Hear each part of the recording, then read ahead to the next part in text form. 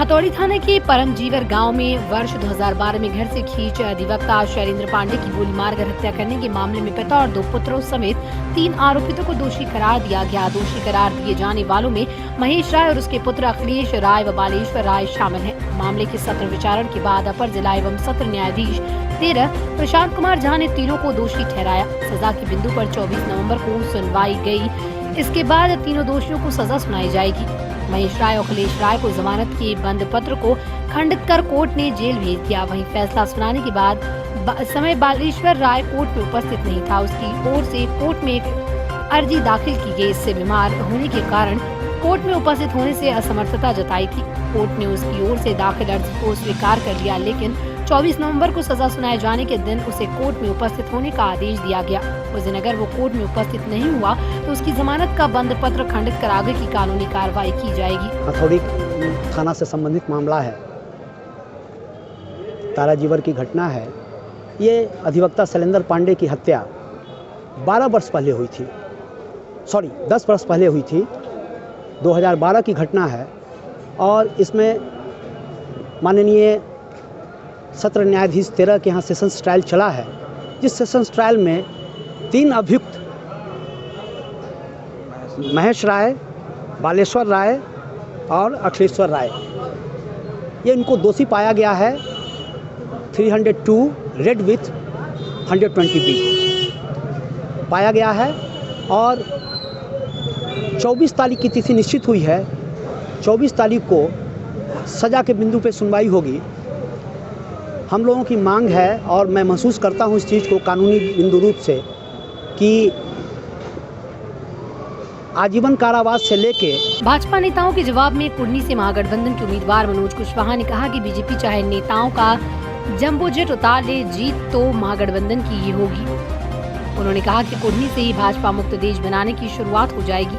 उन्होंने कहा कि आज देश की जनता महंगाई और बेरोजगारी से त्रस्त है, लेकिन बीजेपी को इसकी कोई चिंता नहीं है। मनोज कुशवाहा का मानना है कि कुर्नी विधानसभा क्षेत्र का जो समीकरण है उसमें उनकी जीत पक्की है। कि दोनों जंबो जेट उतारे हैं। आप लोगों के माध्यम से हम बताना चाहेंगे कि कुर्नी पूरा तैयार है। अब महागठबंधन का जीत कोई रोक नहीं सकता है। महागठबंधन का जो समीकरण है और जो जनता में वाल है, 1 लाख से ऊपर वोट वहाँ आना चाहिए महागठबंधन का। चाहे जितना भी जंबो जेट लगा लें, जितना भी मीटिंग कर ले, जितना भी दौरा कर लें, जो मुख्य मुद्दा है देश का और बिहार का ज्वलंत मुद्दा बेरोजगारी, महंगाई, इससे सभी लोग त्रस्त है। नौजवान सड़क पर है, पढ़ा लिखा लोग रोड पर घूम रहा है, उनको रोजगार नहीं मिल रहा है। और ये भारतीय जनता पार्टी के लोग आज सिर्फ झूठ बोलकर इस देश में राज कर रहे हैं और वो भी चाहते हैं कि बिहार में भी हमारा राज चला। ऐसा कदापि नहीं होगा।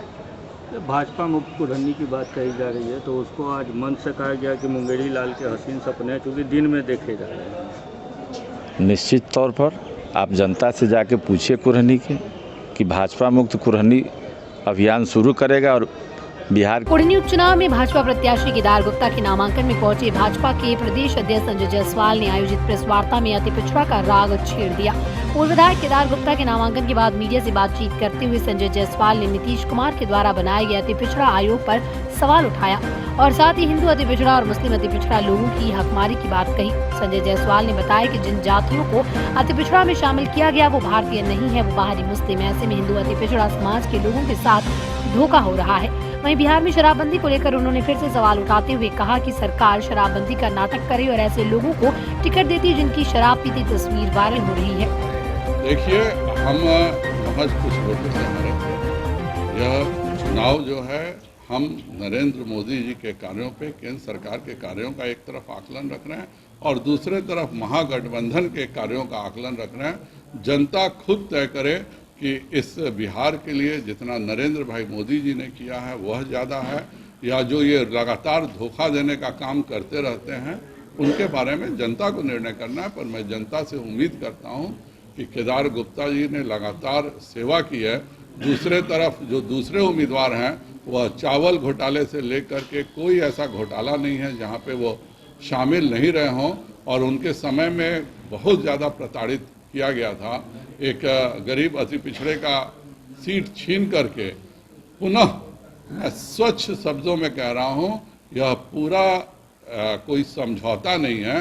सिंडिकेट के द्वारा एक अच्छी राशि राजद को दे दी गई और उसके एवज में यह सीट खरीदा गया है और एक और आदमी को भी राशि दी गई है कि यह कैसे भाजपा के वोटों का बंटवारा हो, उस हिसाब से तुम अपने कैंडिडेट का चुनाव करो।